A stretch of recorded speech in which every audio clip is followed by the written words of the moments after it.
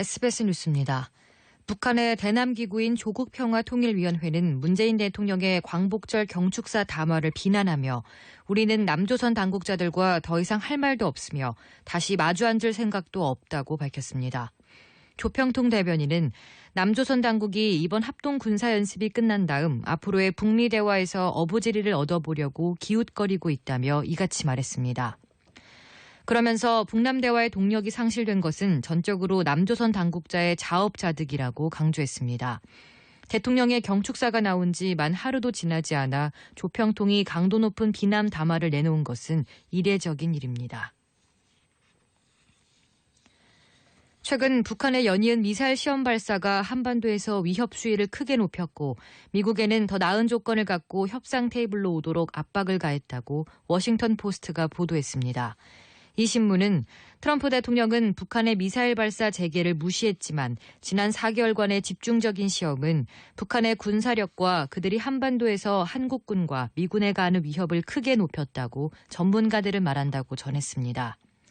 이 신문은 또 한국의 미사일 방어 체계는 주로 북한의 구형 스커드 미사일에 의한 위협을 중심으로 구축됐다며 북한의 새로운 미사일은 서울의 방어망에서 가장 큰 틈새 중 하나를 찾기 위해 고안된 것으로 보인다고 말했습니다.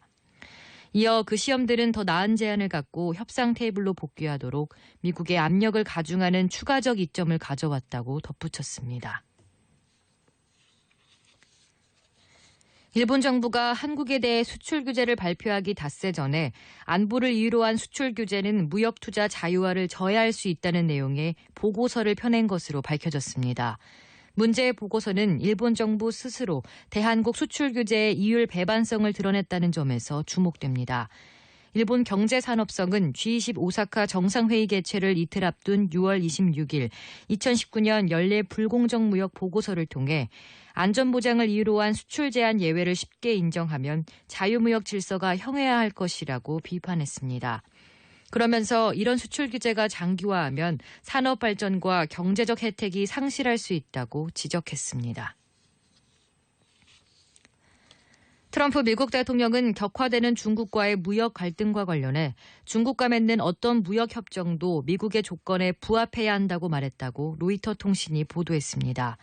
로이터에 따르면 트럼프 대통령은 뉴햄프셔주 지역 라디오 방송 인터뷰에서 솔직히 중국은 합의를 이루기를 원할 것이고 그것은 적절한 조건으로 합의돼야 한다고 말했습니다. 트럼프 대통령은 무역 갈등 격화로 인한 투자자들의 우려와 관련해 우리는 며칠 동안 좋지 않은 날들을 보냈다면서도 향후 전망에 대해선 우리는 아주 좋은 날을 보낼 것이라며 낙관적 입장을 밝혔습니다. 홍콩과 이웃한 중국 광둥성 선전의 스포츠 스타디움에서 어제 수천 명 규모의 중국 병력이 붉은 깃발을 흔들며 퍼레이드를 했다고 AFP 통신이 보도했습니다. AFP 기자가 목격한 바에 따르면 이 스타디움 안에는 장갑차도 있었으며 밖에는 트럭과 병력 수송 차량 수십 대가 늘어섰습니다. 또 병력 가운데 일부는 위장복에 무장경찰 휘장을 달고 있었습니다. 로이터 통신은 무장경찰이 경기장에서 군중 진압 훈련을 했다고 보도했습니다. 중국판 SNS 웨이보에서는 선전으로 추정되는 도시에서 군용 트럭이 줄줄이 시내 도로를 지나가는 모습을 찍은 동영상도 유포됐습니다. 이 동영상은 곧바로 삭제돼 중국 당국이 온라인 통제에 나선 것이 아니냐는 분석도 나왔습니다.